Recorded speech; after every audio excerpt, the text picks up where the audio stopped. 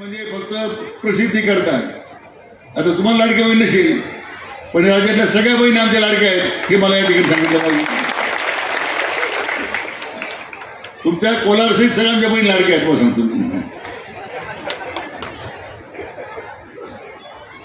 आमच्याकडे सावत्र मागूनच नाही कोणा. ही लाडकी बहीण योजना जी आलेली आहे, या योजनेचा पहिला हप्ता रक्षाबंधनाच्या दिवशी तुमच्या खात्यामध्ये जमा होणार आहे हे तुम्हाला मुद्दा या ठिकाणी सांगतो. आज मुलींचं शिक्षण खर्चिक होत चाललंय.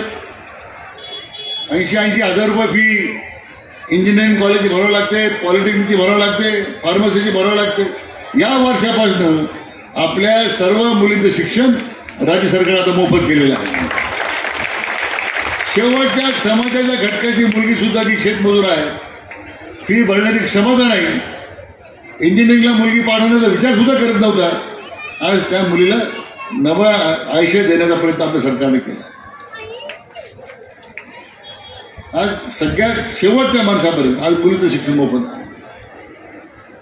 तर फायदा घेतला पाहिजे आपण. शेतकऱ्यांची सगळे वीज बिल माफ केलं आपण. आता मागचंही माफ केलं, पुढचं आता माफ होणार आहे. आता मागचं माफ झालं म्हणजे भरतच नव्हतो,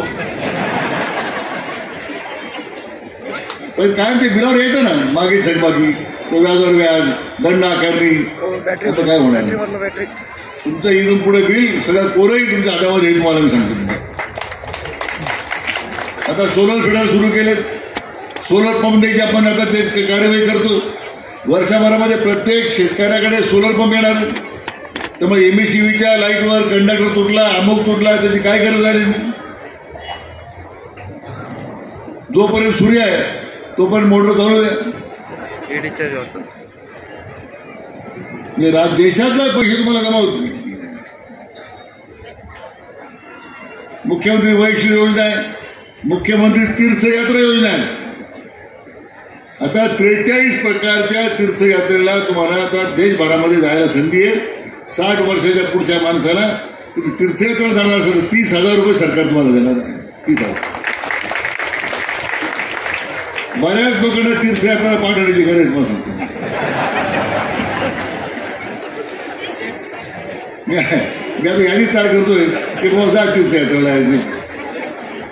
गावागावातून तीर्थयात्रा तुम्ही यादी तयार करा, एकत्र बसा, गुन्हाचा भाग सोडून देऊ. परंतु याने मग संधी आहे. आज 60 वर्षाच्या 75 वर्ष मला वाटतं आमच्या आजोबांना ST मध्ये आता मोफत प्रवास आहे.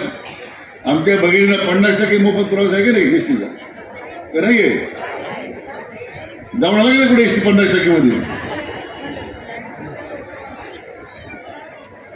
मला सांगा, मागच्या 2.5 वर्षाच्या महाविकास आघाडी सरकारमध्ये एखादी योजना त्यांनी जनतेकरता आणली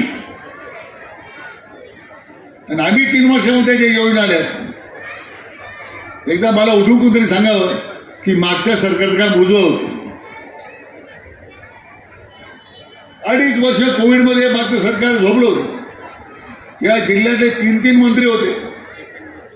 एखाद्या तरी मंत्र्यांनी कोविड सेंटर सुरू केलं का? नावापुढे सुरू केले. आज माणूस संक्रमणला ऍडमिट झाला तर 2-3 लाखाच्या खाली येतच नव्हतं घरी. बरोबर आहे की नाही? नशिबानं आला तर ठीक आहे. तसं आपल्या प्रायव्हेट हॉस्पिटलला जा, किती खर्च झाला प्रत्येकाला. आपल्या PUB कॉलेजला आपण सेंटर सुरू केलं, किती खर्च झाला आपल्याला. तर समाजाप्रती असणारी बांधिलकीची पद्मश्रींच्या पासून आदरणीय खासदार साहेबांपासून आपण ती स्वीकारलेली आहे. आणि आज विश्वनेते आदरणीय प्रधानमंत्री नरेंद्र मोदी साहेबांच्या मार्गदर्शनाखाली आम्ही काम करतो.